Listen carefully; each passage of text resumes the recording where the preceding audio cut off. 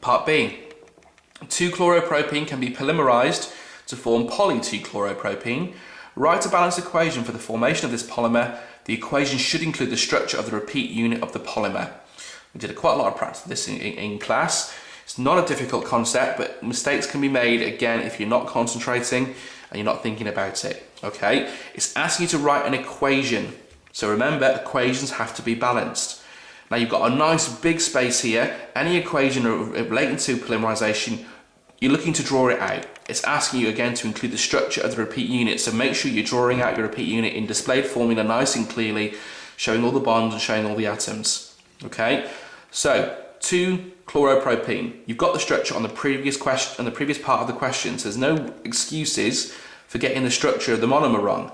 It's given to you as the context of the question on the previous page. There's my 2-chloropropene. That's going to form poly-2-chloropropene. So remember, when we're taking a monomer and turning it into a polymer, we're breaking the double bond and we're forming sticky ends on either side of those carbons to allow the polymer chain to build up. So the alkene becomes an alkane, the double bond breaks, the atoms that are bonded there do not move, they stay where they are.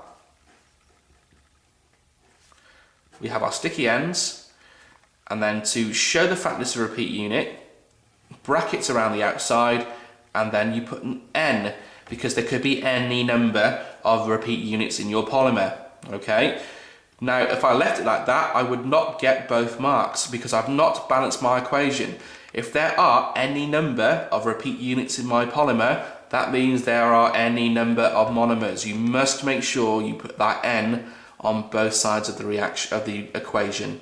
Okay, so for 2 marks, you got 1 mark for the repeat units. If you got this bit correct, you got 1 mark, and the second mark was for the full equation with the balancing. Okay, part 2. After their usual life, waste polymers can be disposed of by combustion. State one particular problem with disposal of poly-2-chloropropene by combustion.